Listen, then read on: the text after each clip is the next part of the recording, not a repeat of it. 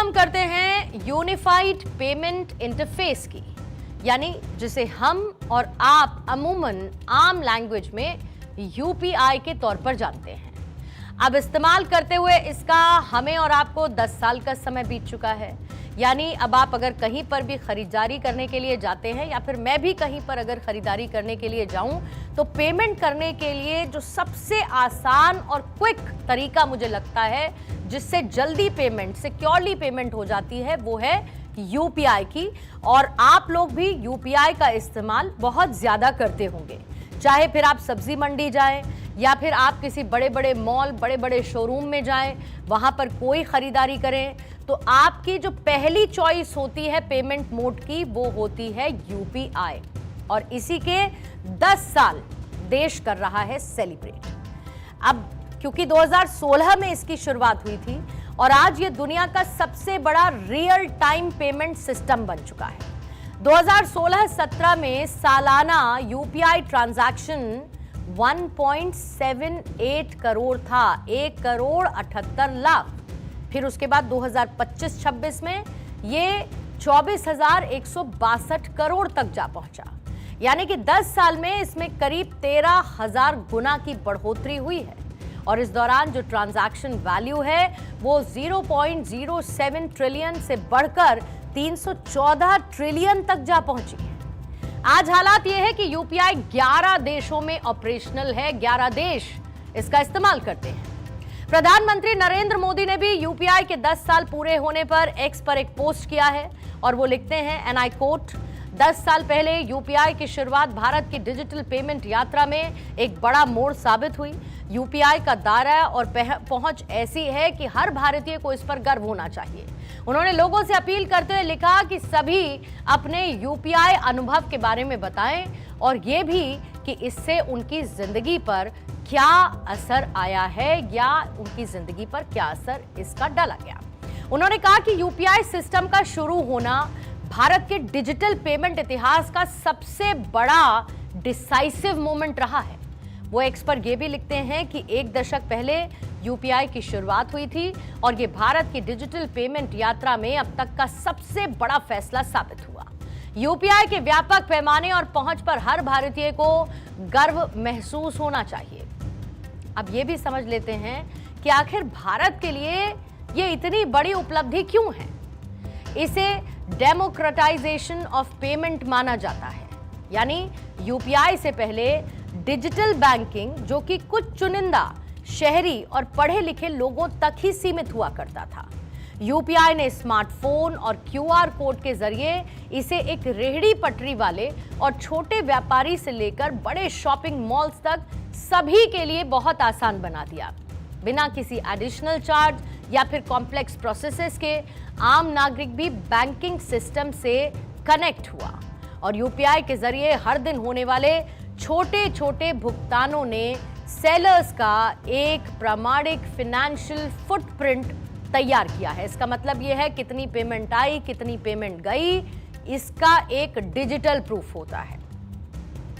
इसके अलावा बैंक और एनबीएफसीज के लिए अब इन माइक्रो एंटरप्रेन्योर्स के हर रोज के डिजिटल लेन देन के आधार पर कोलैटरल फ्री लोन देना आसान हो चुका है, जिसके जरिए ये व्यापारी अपने छोटे कारोबार को शुरू कर सकते हैं।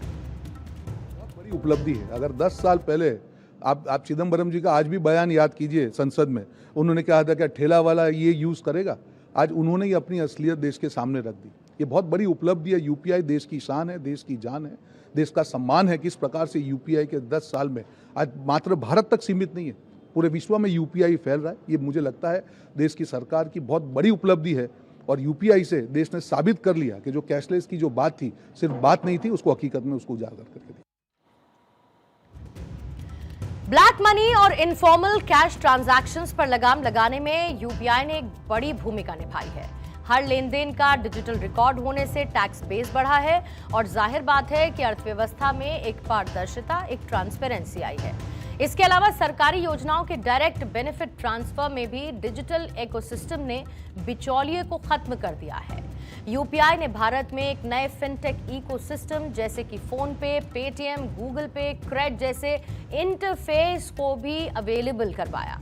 इसने न केवल लाखों नौकरियों को जनरेट किया बल्कि स्टार्टअप्स को क्रेडिट, इंश्योरेंस और इन्वेस्टमेंट से जुड़े नए डिजिटल प्रोडक्ट बनाने की एक अपॉर्चुनिटी भी दी है। प्रिंटिंग, ट्रांसपोर्टेशन, सिक्योरिटी जैसी फिजिकल कैश के मैनेजमेंट में होने वाले भारी भरकम खर्च में यूपीआई की वजह से भारी कमी आई है। देश के लिए डिजिटल ट्रांसफर बहुत किफायती भी है और लगभग रियल टाइम साबित हुआ है, यानी कि इधर आपने पेमेंट की और उधर पेमेंट रिसीव हो गई। यूपीआई से जुड़े हुए बैंकों की संख्या में भी भारी इजाफा हुआ है। जैसे कि साल 2016-17 में महज 44 बैंक यूपीआई पर लाइव थे। साल 2025-26 तक ये संख्या बढ़कर 703 बैंक तक पहुंच चुकी है।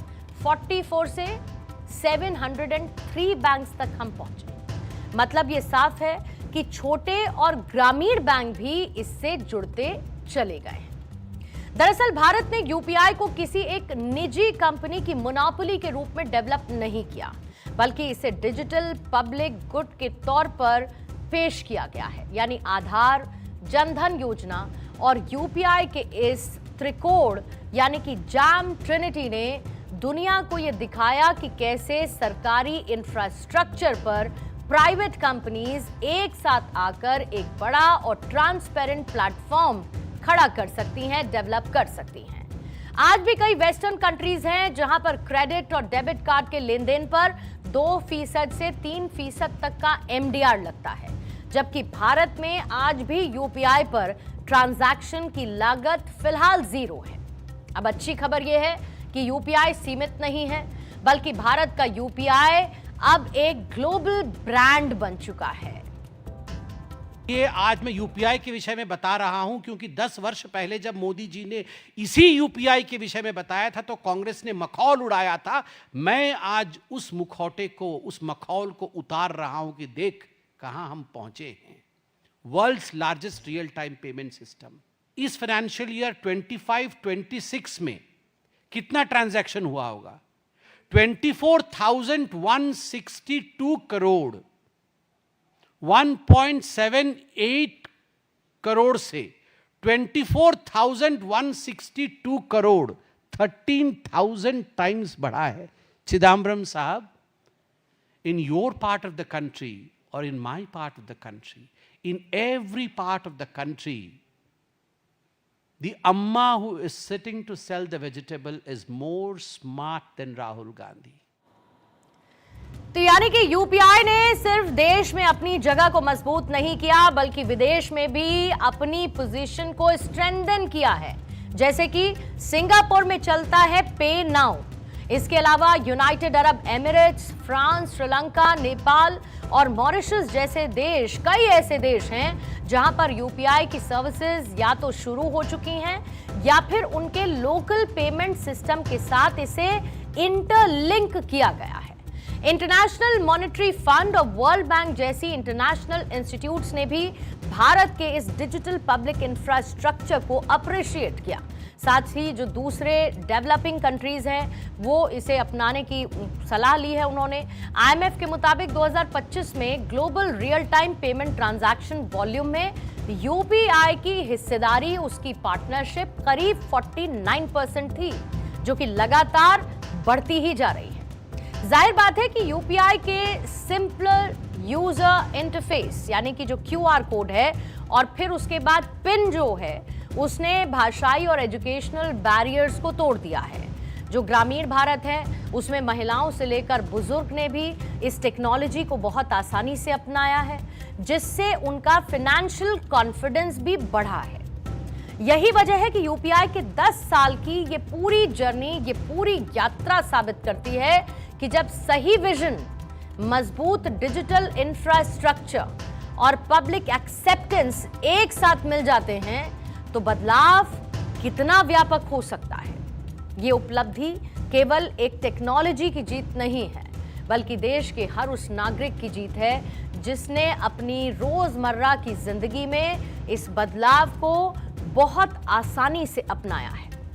यूपीआई ने आज के समय में भारत के बारे में दुनिया की इस पुरानी धारणा को पूरी तरीके से बदल दिया कि विकासशील देश कॉम्प्लेक्स टेक्नोलॉजी को बड़े पैमाने पर नहीं अपना सकते हैं। ये सफलता साबित करती है कि भारत केवल टेक्नोलॉजी का कंज्यूमर नहीं है, बल्कि दुनिया को रास्ता दिखाने वाला डिजिटल इनोवेशन लीडर बन चुका है। और यूपीआई की ये सक्सेस स्टोरी महज 10 साल के कंप्लीशन के साथ एक शुरुआत है, क्योंकि अभी तो इस यात्रा को और आगे बढ़ना है।